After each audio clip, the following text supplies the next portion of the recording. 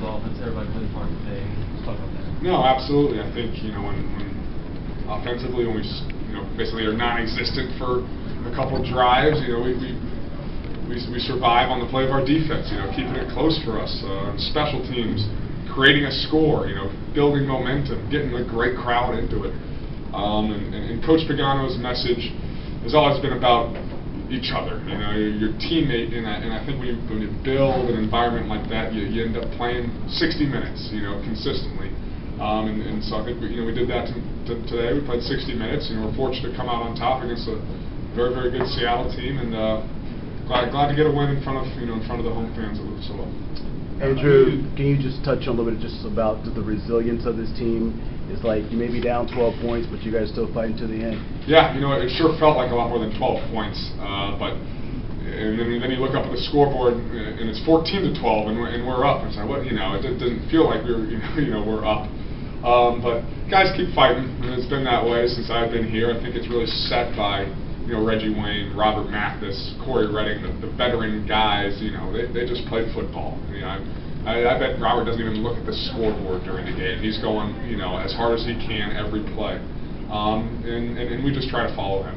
I realize every win is precious, but especially savor these fourth quarter victories, you and your team. Is there something different about it? That's a good question.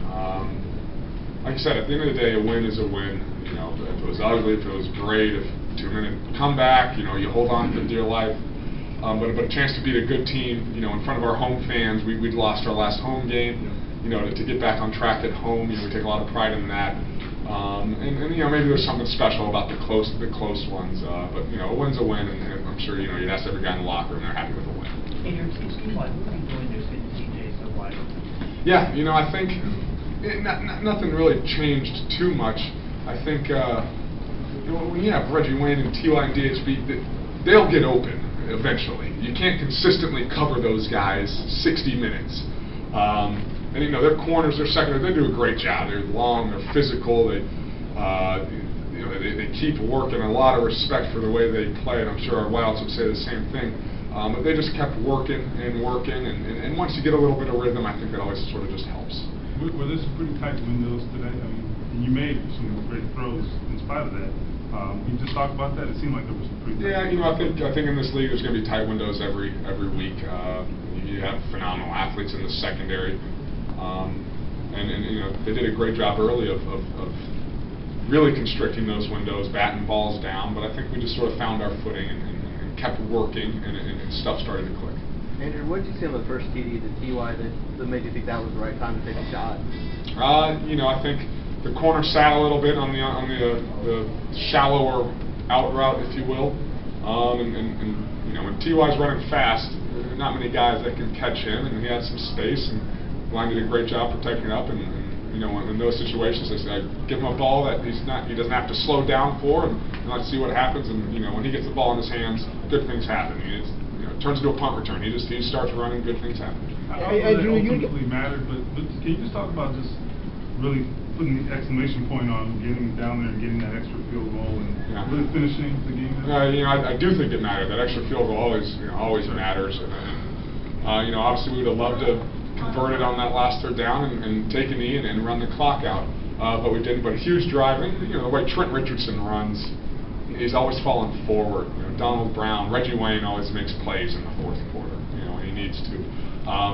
So it was a good drive. The line, hats off for them. It was tough sledding for those first couple of quarters, but they just kept working, and stuff started to click. Andrew, you guys never seemed to panic, even when you went down 12 points at the beginning in the first half. What was the conversation in the huddle on the sidelines at that point? I'll sound like a broken record, but just keep working. I don't think it's in the DNA of a Pagano coach team to hang your head or to get too high when you're doing something well. There's a certain, I think, consistency in his approach is very methodical and always, has that great energy that you're playing hard no matter what the circumstances. Andrew, excuse me if you already answered the question, but what was different in the second half? 11 of 16 for you, 132 yards. Was it just more in their rhythm in the second half? Yeah, I think so. It's hard for me to say. I think without looking at the film, I probably have a better answer for you tomorrow. But yeah, it just felt like we got in a better rhythm. And running the ball always helps. We can get those, the run game going. It helps the pass game. We started using the snap count a little more. They were doing a great job up front. So a lot of factors. I'll have a better answer for you. With the Titans losing, this is the first time you've ever been first place in division. Does that feel good or not matter? Last question. Yeah, it'll feel good if it's week, last week of the season. But for now, I guess it's better than the alternatives. Thanks, I guys. appreciate it.